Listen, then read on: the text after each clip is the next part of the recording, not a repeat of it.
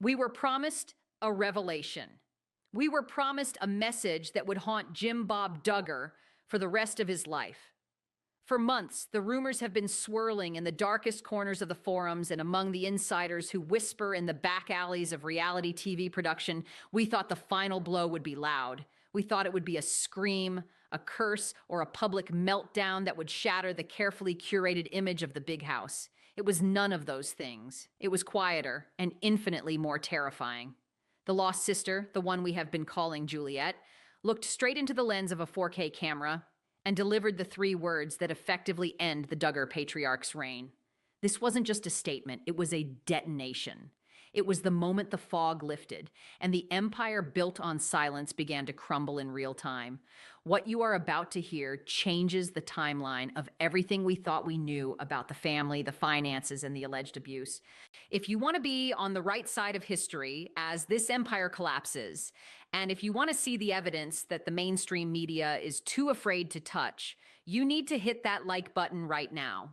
Make sure you are subscribed to the channel and have your notifications turned on because the updates coming out in the next few weeks are going to move faster than Jim Bob's legal team can suppress them. You do not want to miss a single second of this coverage. To understand the sheer cataclysmic weight of these 3 words, we first have to understand the architecture of the lie that Jim Bob has been building for 20 years. For 2 decades, this man has operated on a single, unshakable principle, a rule that governed every breath taken inside that compound. That rule was simple. If it wasn't filmed, it didn't happen. If the cameras didn't catch it, it was a ghost story. He has relied entirely on the trauma-induced fog of his children to keep his version of history dominant. He banked on the fact that trauma fragments memory. He counted on the idea that his children, overwhelmed by the chaos of their upbringing and the strict indoctrination of the IBLP, would blur the lines between reality and his gaslighting. He believes he owns the narrative because he believes he owns their minds. The entire Duggar brand, from the specials to the spin-offs to the social media posts, rests on the foundational lie that the children are happy, and more importantly, that they have forgiven the past. It is a brand built on mandatory forgiveness. The concept that no matter what happens, no matter how dark the sin, the children must forgive and forget to honor their father. But there was a variable he didn't account for. He didn't account for Juliet. According to exclusive reports coming from sources close to the production of this final unreleased interview, Juliet is not like the others. While her siblings were trying to survive by forgetting, by pushing the pain down until it disappeared into the fog, Juliet was doing something else entirely. She was recording. We have uncovered details about what exactly happened during those years she was sent away, the years the family refers to as her behavioral correction period. Sources suggest that Juliet didn't just survive the reform school environment, she cataloged it. When she was denied pen and paper, when she was stripped of any physical way to document the injustice, she turned inward. We are hearing reports that she utilized memory techniques, similar to the concept of a memory palace, to store dates, conversations, and transaction amounts in her mind. This is the detail that keeps Jim Bob up at night. She didn't just remember feelings or vague impressions of abuse. She became a living hard drive of the family's crimes. She memorized the ledgers. She memorized the whispers behind closed doors. She memorized the specific dates when hush money changed hands. This brings us to the moment that has allegedly caused a complete breakdown within the Tontitown compound. The smoking gun. We are talking about a leaked clip, a 10-second video file that is currently circulating on encrypted channels on the dark web. It is footage that was never meant to be seen by the public, footage that TLC lawyers reportedly fought to have destroyed. In this clip, the atmosphere is heavy. You can feel the air leaving the room. The camera operator, a veteran who has filmed war zones and true crime documentaries, was reportedly weeping. Sources say they had to stop rolling twice, not because of technical issues, but because the cameraman could not maintain his composure. The raw emotion in that room wasn't anger. It was the heavy, crushing weight of absolute truth. And there, sitting in the center of the frame, is Juliet. She is composed. She is still. She does not blink. She looks down the barrel of that lens, piercing through the glass, looking directly at the man who tried to erase her existence. She addresses her father directly and says simply, "I remember everything." Analyze those words. I remember everything. It is not a claim of emotion. It is a claim of data. It is the ultimate betrayal of the family code. By declaring she remembers everything, she strips Jim Bob of his greatest defense, which is gaslighting. For years, when a child would come to him with a grievance, with a memory of pain or unfairness, he could simply say, "That didn't happen. You are remembering it wrong. You are being dramatic." He could overwrite their reality with his own. But you cannot gaslight a tape recorder. You cannot gaslight an archive. By using the word everything, she is signaling that she is a credible witness for every beatdown, every shady real estate transfer, every silenced cry, and every cover-up. She isn't just a daughter anymore. She is the archive he couldn't burn. This is why the clip is being called the kill shot. It destroys the he said, she said dynamic instantly. We have to look at the legal threat this poses. We are talking about the impeachment of character on a massive scale. In any future legal battle, whether it involves custody, inheritance, or criminal negligence, Jim Bob's testimony relies entirely on his standing as a moral leader and a truthful patriarch. These three words, backed by the journals she reportedly transcribed from her memory the moment she turned 18, destroy his credibility instantly. No jury in Arkansas, no judge in the federal court system will believe the father over the survivor who remembers with that level of precision. We are told that Juliet has dates. We are told she has names of intermediaries who helped move money to silence victims. We are told she can quote the scripture he used to justify the abuse verbatim, linking it to specific incidents of physical discipline. Let's go deeper into the business trips. This is a term we keep hearing from our insiders. Growing up, the children were told that Jim Bob was going on business trips or handling kingdom work. For years, the older girls believed this. They believed their father was out saving souls or securing the family's financial future. But Juliet's memory palace holds a different narrative. Our sources indicate that she has cross-referenced dates of these so-called business trips with events that were later hushed up in the community. She has allegedly connected the dots between his absences and the sudden disappearance of problems. The hush money payments, the settlements that were never made public, the meetings with lawyers that predate the scandals we know about. She remembers the tone of his voice when he returned. She remembers the smell of stress on his clothes. She remembers the closed-door meetings with the elders that happened immediately after he walked through the door. While the other children were distracted by the buddy system and the chore charts, Juliet was watching the shadows. This is the nightmare scenario for a narcissist. We consulted with a behavioral analyst to understand what happens to a man like Jim Bob when he is confronted with a mirror he cannot break. The analyst told us that for a personality type like his, control is oxygen. He needs to control the perception of reality to survive. When that control is challenged, especially by a subordinate, by a child, by a daughter he deemed broken, it triggers a psychological collapse. We are hearing reports that when Jim Bob was shown this clip during a preliminary legal deposition, he didn't get angry. He went catatonic. The blood drained from his face. He reportedly asked for the room to be cleared. This is not the reaction of an innocent man. This is the reaction of a man who realizes that the one loose end he forgot to tie up has grown into a noose. The lost sister narrative has always been a thorn in his side, but he thought he had contained it. He thought that by sending her away, by isolating her from the other siblings, he was protecting the core group from her rebellion. But in reality, he was creating a sleeper cell. He was creating the perfect conditions for her to sharpen her mind. In isolation, without the constant noise of the household, without the constant distractions of filming, she had nothing to do but replay the tapes in her mind. She refined her memories, she polished them, she organized them. He sent her away to be broken, but she came back as a weapon. And the blade of that weapon is the phrase, "I remember everything."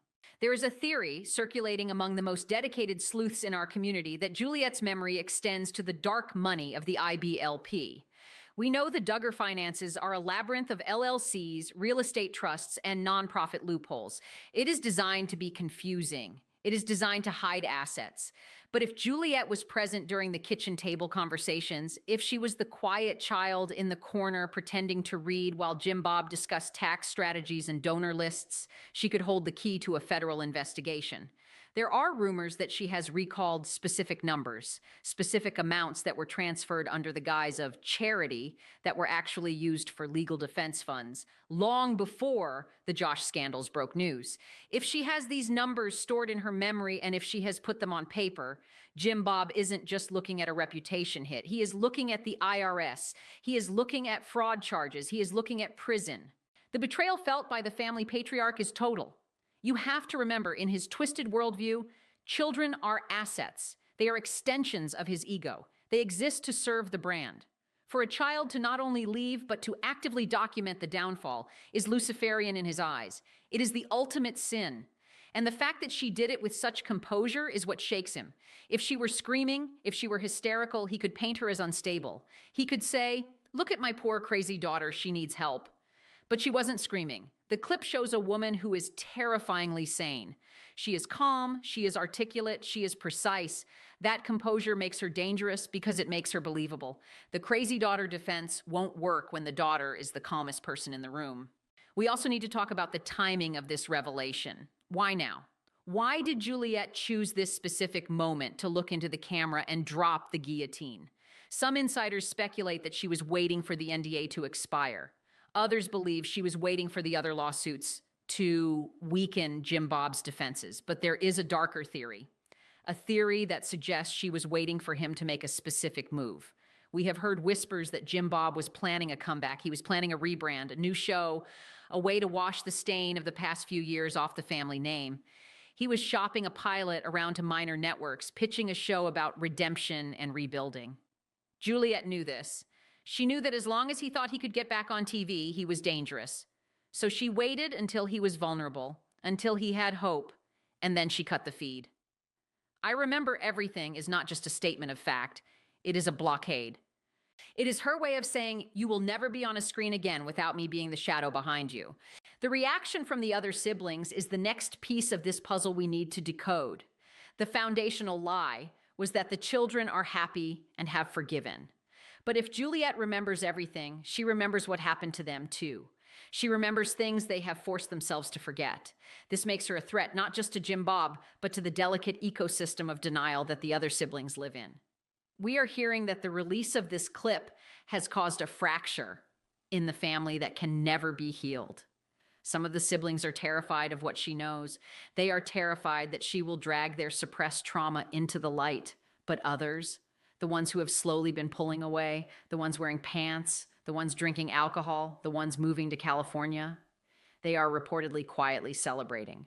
For them, Juliet is the avenging angel they were too afraid to be. We need to consider the cameraman again. Why did he weep? In the industry, camera operators are trained to be invisible walls. They see everything and feel nothing. They are professional observers. For a seasoned operator to break down, to physically stop the recording because of the weight of the moment, implies that what Juliet said after those 3 words was even worse. "I remember everything" was just the opening salvo. It was the headline. But the body of the text, the details she spilled in that room after the initial declaration, must have been horrific. We are chasing down leads on what followed that statement. Did she name names? Did she describe specific rituals? Did she confront the producer about their complicity? The tears of the crew are the barometer for the horror of the truth. If the people paid to film it couldn't handle it, how is the audience going to react? How is Jim Bob going to survive it? The strategy here is brilliant. By leaking just this 10-second clip, Juliet and her team have created a vacuum. They have created a suspense that is suffocating Jim Bob. He doesn't know how much of the interview will be released. He doesn't know if she gave them the journals. He is living in a state of constant, agonizing paranoia, waiting for the other shoe to drop. This is psychological warfare, and it is being waged by the person he underestimated the most. He thought he was the chess master. He thought she was a pawn. He didn't realize she was playing a completely different game. She was playing for the checkmate of his legacy. The leaked clip is grainy, but the audio is crystal clear. The way she enunciates everything, she hits the T, she doesn't slur, it is a surgical strike. And in that moment, you can see the transition. You can see the girl who was sent away to reform school die, and the woman who survived rise up. It is the birth of a nemesis. Jim Bob has spent his life fighting secular culture, fighting the liberals, fighting the devil. He never thought the final boss fight would be against his own flesh and blood. He never thought the devil he feared would take the form of a daughter with a perfect memory. As we prepare to move into the next section of this analysis, I want you to ask yourself a question. If you were Jim Bob Duggar and you knew that your daughter had a mental catalog of every sin you ever committed, how far would you go to silence her? Because the reports we are getting about the legal threats, the private investigators, and the intimidation tactics being deployed against Juliet right now are chilling. He is not going down without a fight. He is emptying the war chest. But the problem with fighting a memory is that you can't use it. You can't intimidate a fact, and you certainly can't erase a tape that is already on the dark web. The war has begun, and the first shot was 3 words long.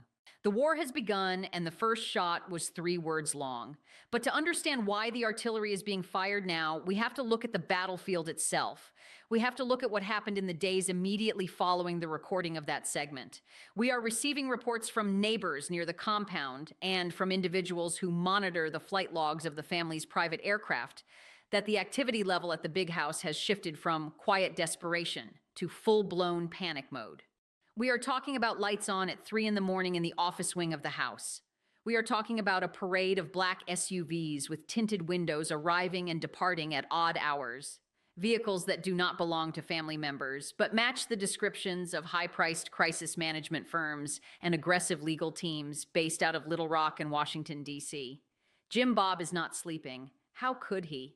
He knows that the hard drive in Juliet's head is spinning, and he doesn't have the password to shut it down. Let's go back to the business trips and the methodology of the Memory Palace, because this is the detail that transforms this story from a family dispute into a psychological thriller. When Juliet was sent away when she was placed in that reform facility designed to break her will, she was stripped of her identity. No journals, no letters, no private conversations. The goal of those places is to empty the vessel so it can be refilled with compliance. But Juliet refused to be emptied. Instead, she built a fortress inside her mind. Sources close to her during that time, fellow survivors of the facility who have since reconnected with her, claim that she spent hours staring at blank walls. The staff thought she was dissociating. They thought she was broken. They were wrong. She was filing. She was using a technique as old as the Romans, the method of Loti. She built a mental replica of the big house. In her mind, she walked through the front door. She walked into the kitchen. She walked into the prayer closet. And in every room of that mental house, she placed a memory. In the laundry room, she stored the conversations she overheard about the cover-ups. In the pantry, she stored the dates of the police visits that never made the news. In the office, she stored the numbers. This is the part that terrifies the family accountants. We are told that Juliet has a near photographic recall of the ledgers she glanced at while bringing coffee to her father's meetings. She remembers the wire transfers. She remembers the shell companies used to purchase real estate in the names of the older boys without their full knowledge. She remembers the tithes that were actually legal retainers. When she looks at the camera and says, "I remember everything," she isn't being poetic. She is telling them that she has the receipts, and she has them stored in a place they cannot raid with a warrant. The panic inside the compound is exacerbated by the fact that they don't know which memories she has prioritized. Is she going to talk about the abuse, or is she going to talk about the money? The dark money theory is gaining traction among our insider sources.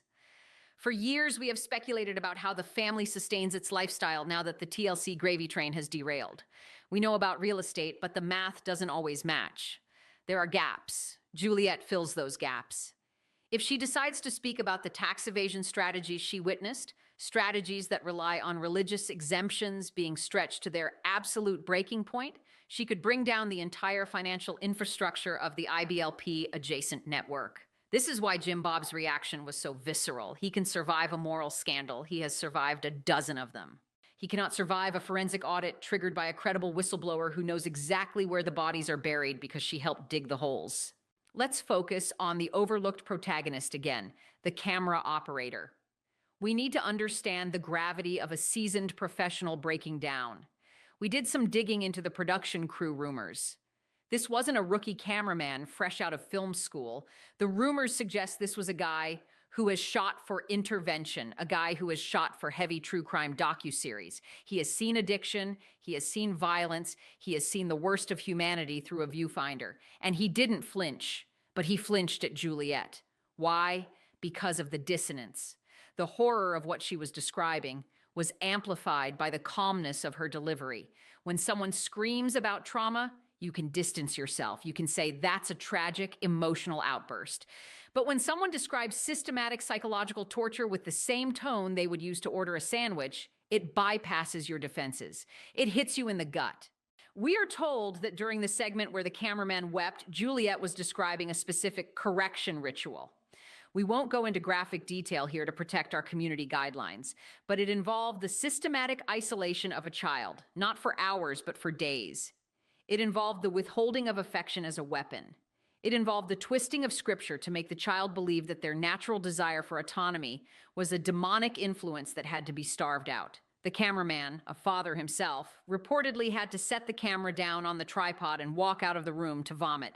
He couldn't handle the image of the godly father being juxtaposed with the reality of the torturer. This reaction is the barometer. If a stranger, a paid professional, is physically sickened by the truth, how will the loyal fans react? The ones who bought the books? The ones who went to the conferences? They are going to feel betrayed, and betrayal turns to rage very quickly. This brings us to the betrayal from Jim Bob's perspective. He feels he is the victim here. This is classic narcissistic collapse. In his mind, he provided everything for these children. He gave them fame, he gave them a platform, he gave them salvation. He views Juliet's memory not as truth, but as treason. We are hearing that he is currently rallying the other children, the ones still under his thumb, to sign affidavits discrediting her. He is trying to build a wall of denial. He is reportedly pressuring the sons who rely on him for housing and work to issue statements saying that Juliet has always been troubled, that she has a history of fabrication, that she is being manipulated by the liberal media. He is preparing to gaslight the world one last time. But there is a flaw in his strategy. The other children are tired. The fog we spoke about in the first video, it's thinning. Even the ones who are still loyal are looking at the wreckage of the Josh scandals, the wreckage of the show's cancellation, and they are wondering if it's worth it. Juliet's declaration, "I remember everything," is a life raft for them too. If she speaks, they don't have to. She takes the heat. She takes the arrows. We are seeing signs of a silent rebellion. Reports say that one of the sisters-in-law, one of the women married into the family, has been secretly liking posts that support Juliet on a burner account. It's a small crack, but in a pressurized vessel like the Duggar family, a small crack causes an explosion.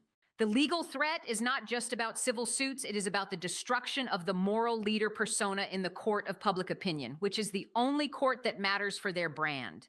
If Juliet releases her journals, or if she reads them aloud in a deposition, every sermon Jim Bob has ever preached becomes an evidence exhibit of his hypocrisy. We are talking about the impeachment of his character on a biblical scale. He cannot stand in a pulpit ever again if the world knows he was checking stock prices while his daughter was crying in the next room. He cannot sell marriage advice if the world knows his marriage was built on the systematic silencing of his wife and daughters. And let's talk about the mother. Let's talk about Michelle. Where is she in this kill shot scenario? "I remember everything" implies she remembers her mother's role too. For years, the narrative has been that Michelle is just a submissive wife, a victim herself. And while there is truth to the power dynamic, Juliet's memory might reveal a darker complicity. Did she stand by? Did she participate? Did she turn up the volume on the praise and worship music to drown out the sounds of discipline? If Juliet implicates Michelle, the Saint Michelle image dies instantly.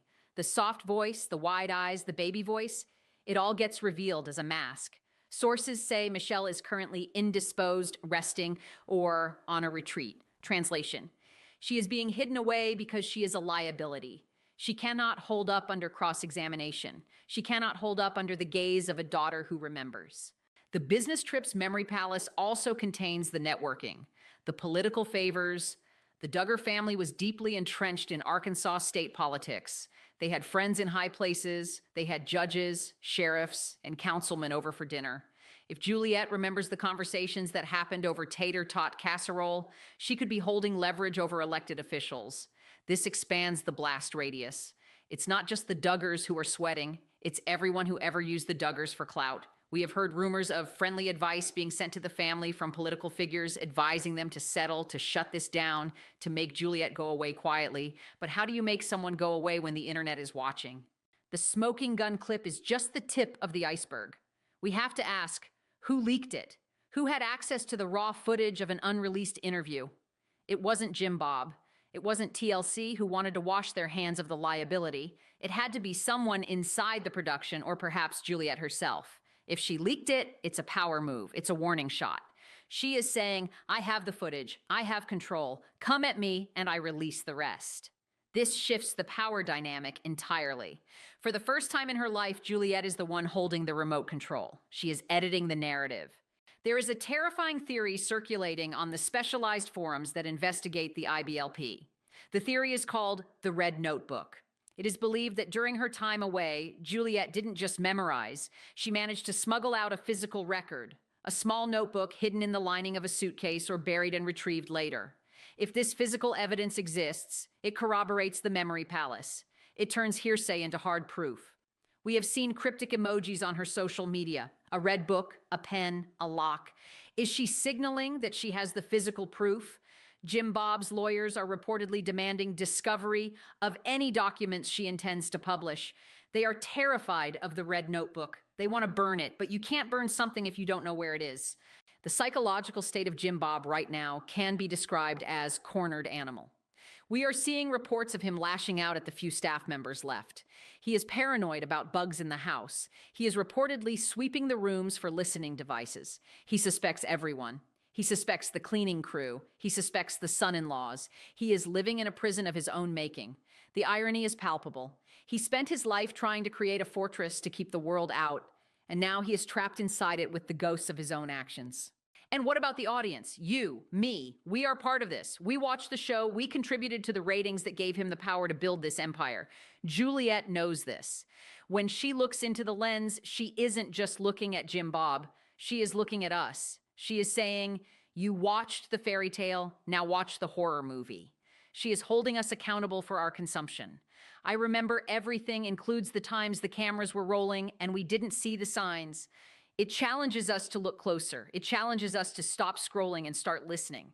The intimidation tactics are ramping up. We've heard of cease and desist letters being sent to small YouTube channels, to bloggers, to anyone amplifying Juliet's story. They are trying to scrub the internet. But this is the Streisand effect in action. The more they try to suppress the kill shot clip, the more it spreads. It's on TikTok, it's on Twitter, it's being re-uploaded faster than they can flag it. The Streisand effect is Jim Bob's new enemy.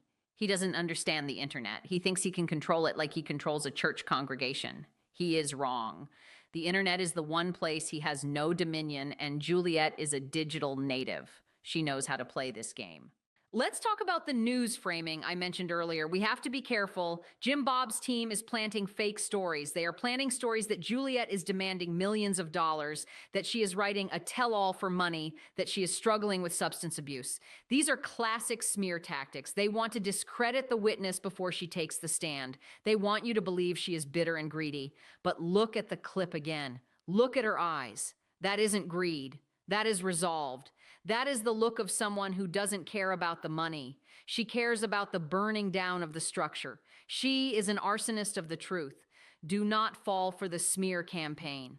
When you see headlines calling her the prodigal daughter or the troubled sibling, know that those headlines were bought and paid for by the crisis management firm parked in the driveway of the big house.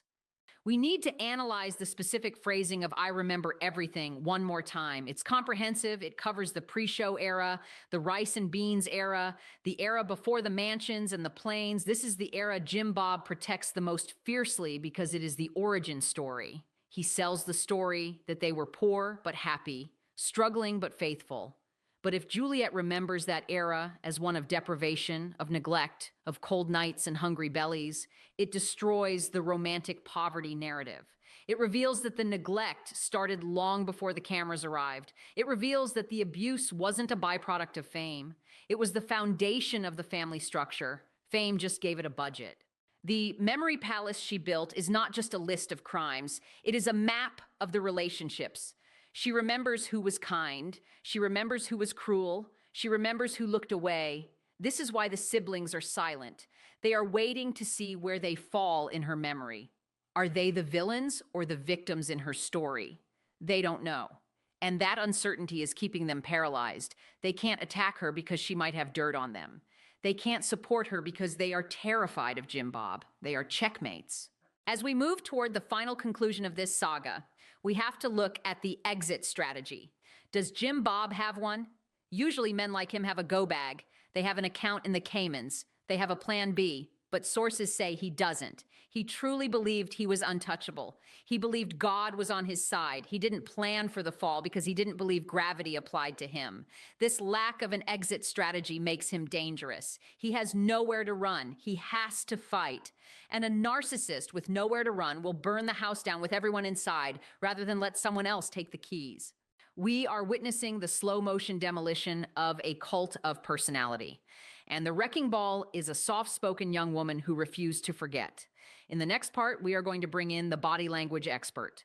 We are going to break down the micro expressions of Jim Bob in the few public appearances he has made since the leak. We are going to show you the physical signs of a man who knows the end is near. We are also going to discuss the nuclear option, the one secret Juliet has hinted at, the one that is so damaging it hasn't even been whispered on the dark web yet. The secret involves the IBLP leadership directly and could lead to a RICO case. You need to understand that this story is evolving by the hour. What we know now might be just a fraction of what drops tomorrow. The kill shot was just the beginning. The execution is happening now. We promised you an analysis that would strip away the mask, and we are delivering. We brought in a body language expert, a specialist who has worked with law enforcement to profile high-stakes interrogations, to review the footage of Jim Bob Duggar leaving his attorney's office just 48 hours after the kill shot clip was leaked. What this expert found confirms the total psychological collapse of the patriarch. In the past, when Jim Bob faced the cameras, he displayed what experts call duping delight. You've seen it. That smirk. That glint in his eye said, I am lying to you and I am getting away with it and there is nothing you can do. It was a power signal, but in this new footage, the smirk is gone. Our expert pointed out 3 specific micro-expressions that signal a man in free fall. First, the jaw clench. As he walks to the car, you can see the muscles in his jaw rippling. This isn't just stress. This is suppressed rage. It is the physical manifestation of a man who wants to scream but knows that a single soundbite will ruin him. Second, the scanning eye. Usually Jim Bob locks eyes with the camera to assert dominance. Here, his eyes are darting. He is looking left, right, checking the perimeter. He is looking for a threat. He is looking for Juliet. He is terrified that she is going to step out from behind a tree and finish what she started. Third, and most telling, is the turtle effect. Watch his shoulders. They are hunched up toward his ears. He is physically trying to make himself smaller. He is trying to protect his neck. In the animal kingdom, this is a sign of submission to a predator. For the first time in his life, Jim Bob Duggar realizes he is not the alpha. Juliet is. This leads us to the nuclear option we hinted at, the secret that is so radioactive that even the dark web forums are whispering it with caution. We believe that Juliet's memory palace contains the keys to a RICO case against the IBLP itself. We are talking about the transportation network. For years, we have heard rumors about how troubled children in the cult were moved across state lines to various reform camps and training centers. If Juliet remembers the logistics of these transfers, who drove the vans, who signed the papers, who paid for the gas, she isn't just exposing a bad father. She is exposing a human trafficking network operating under the guise of religious freedom. This is why the black SUVs in the driveway don't just belong to family lawyers. We suspect they belong to the IBLP's crisis team. If Jim Bob goes down, he takes the Institute with him. Juliet is holding a grenade, and she has pulled the pin, but she hasn't thrown it yet. She is holding it, staring at them, daring them to move. This is the nuclear option. The threat that she will go to the FBI not with a story, but with a map. A map of the entire network of abuse that spans the Midwest. Jim Bob is no longer fighting for his reputation. He is fighting to keep the entire organization from being raided by federal agents. We have to discuss the Jill factor versus the Juliet factor. For a long time, we thought Jill was the rebel. We thought her lawsuit, her book, her interviews were the end of the line. But Jill wants an apology. Jill wants validation. Jill still craves a relationship, even if it's a distant one. Juliet is different. Juliet doesn't want an apology. She doesn't want a relationship. She wants a demolition. She is the scorched earth policy incarnate. This distinction is crucial because you can negotiate with someone who wants an apology. You can settle with them. You cannot negotiate with someone who wants to burn the building down. Jim Bob knows how to handle a hurting daughter. He does not know how to handle an executioner. The infrastructure of the big house is reportedly failing. We are hearing rumors that the staff, the tutors, the landscapers, the security are quitting in droves. They smell the smoke. They know that when the indictments come, anyone on the payroll is fair game. We are seeing a rat fleeing the ship scenario. Sources say that Jim Bob has been found wandering the empty halls of that massive house, turning off lights to save money, shouting at phantom children who aren't there. The house that was built to hold a dynasty is becoming a mausoleum. The silence in Tontitown is deafening. The older boys are staying away. The married daughters are busy with their own brands. He is alone in the fortress, and the walls are closing in. There is a concept in intelligence circles called a dead man's switch. We believe Juliet has one. We believe she has set up a system where if she does not check in with a trusted third party every 24 hours, the entire contents of her journals, the audio recordings, and the red notebook scans will be automatically emailed to the New York Times, the Washington Post, and the Department of Justice. This is her insurance policy. This is why she can walk around freely. This is why she can look into the camera without fear. She knows that Jim Bob cannot touch her. If he tries to silence her, if he tries to intimidate her, if she disappears for even an hour, the information dump happens automatically. He is held hostage by her safety. He has to become her protector because her survival is the only thing keeping him out of prison. The irony is Shakespearean. The man who failed to protect her is now forced to be her bodyguard. Let's talk about the leaked phone call. There is a rumor of a second tape, an audio recording of a phone call between Jim Bob and Juliet that took place shortly after the kill shot segment was filmed. In this alleged call, Jim Bob tries to use his old tactics. He uses the soft voice. He talks about reconciliation and God's will. He tries to gaslight her into believing she is confused. And reportedly, Juliet just laughs, a cold, dry laugh. And she says, "You can't pray this away, Dad. The ledger is open." That laugh is the sound of the spell breaking. It is the sound of a woman who sees the wizard behind the curtain and realizes he is just a sad, small man pulling levers. The audience retention on this saga is unprecedented. You are still watching because deep down, we all want to see the giant fall. We want to see justice served in a world where the rich and powerful usually get away with it. Juliet is our avatar. She represents every person who has ever been silenced, every person who has ever been told, it's all in your head. Her victory is our victory. And that is why Jim Bob cannot win this PR war. He is fighting the collective consciousness of the internet. He is fighting millions of people who have projected their own need for justice onto this one young woman.